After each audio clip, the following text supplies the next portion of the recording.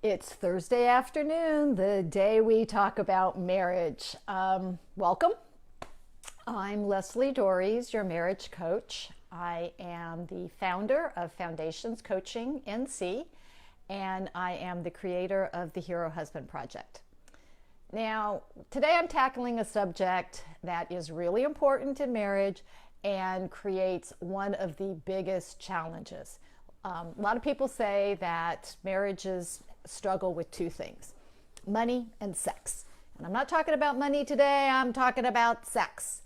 And if you think about it, it is a hard topic no matter what. Parents dread the talk.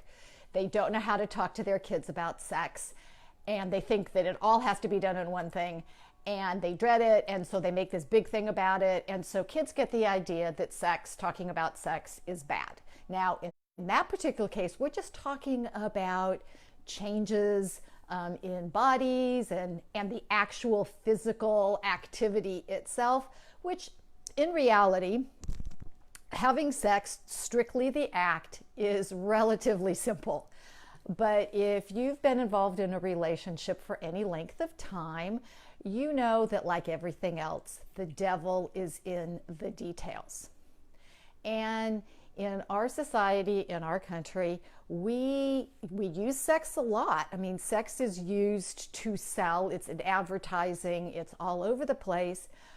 But when it comes to actually having that level of intimacy, that connection that sex can bring in a relationship, nobody really talks about it. Now, you might talk about it with your friends. I mean, there's all the whole locker room talk with guys, and you might actually have somebody, maybe a group of friends, girlfriends, whoever, that you talk to them about it. But that's usually not the person you need to be talking to. And right now there is a plethora, huge number of people who are in what are considered sexless marriages. And by definition, that means you have sex less than once a month. Now, if that's you and you're okay with it, great, fantastic, no problem.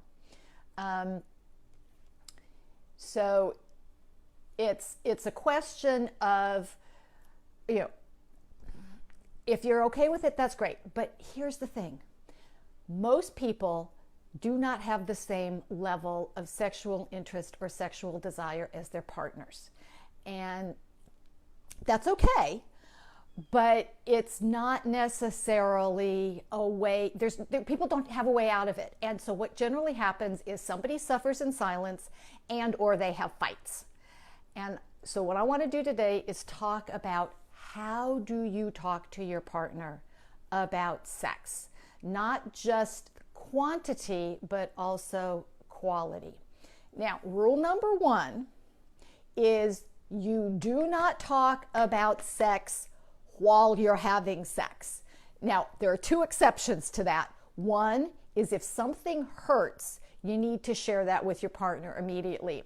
And conversely, if something feels really good, you want to share that as well. But talking about the kind of sex you have, how often you have it, all of that stuff, you do not want to have that in the bedroom. That is, talk about creating performance anxiety, that's it. So if you want to have a successful conversation about your sex life with your partner, what you need to do is make sure that you ask them, you tell them, it's like, honey, I'd really like to have a conversation about an important part of our life. How's Sunday at 2 o'clock?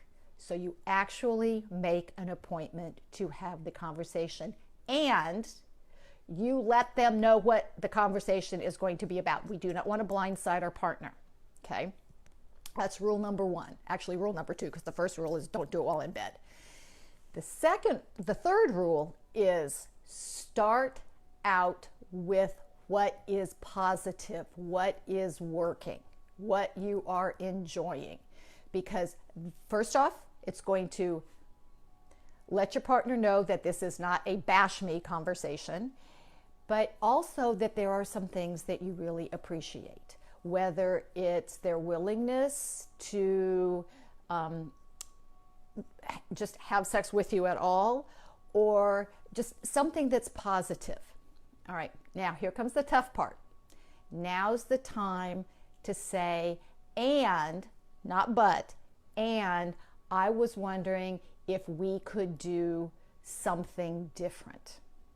And then you make your request, okay? Whether it's having it more often, having it at a different time of the day, a different position, whatever it is your request is, okay?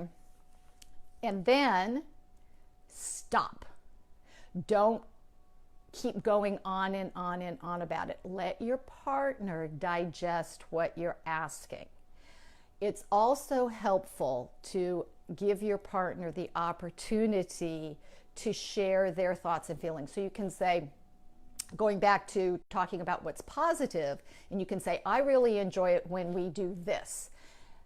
Ask them, what is it that they really enjoy? Ask them, after you make a suggestion about what you would like to be different, ask them if there's something else that they would like. Now, it can get a little complicated because many times people don't know. They don't necessarily know what they like, or they like different things at different times. Now, one of the big challenges for women, sorry guys, is our hormonal fluctuations have a real big impact, both on our level of desire and also what feels good. So what feels good at a particular time of the month may be really irritating at another time of the month. And we may not even be really aware of that. That may be something that you've noticed, and you can ask about that. Say, hey, I'm really, I'm curious. 2 weeks ago when we did this, it seemed to be received really, really well. And then the other night when I did the same thing, it didn't seem to go so well. Any ideas?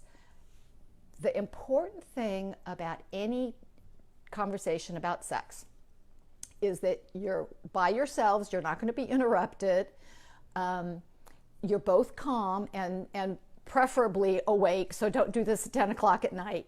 And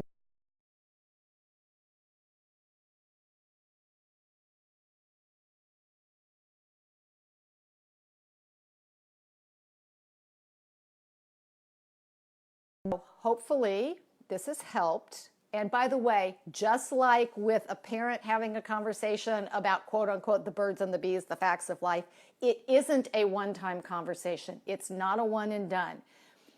If you guys want to have real close intimacy, real close connection, fantastic sex life, which is possible, you need to be willing to keep talking about it. And mind you, I'm saying talking, not fighting, not nagging, not pouting, not any of these unproductive things. Because when we can go to our partners calmly and respectfully, we've got a much better chance of being heard.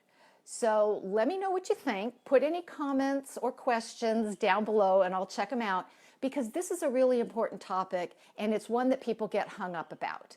So hopefully that was helpful. And until next week, stay loving.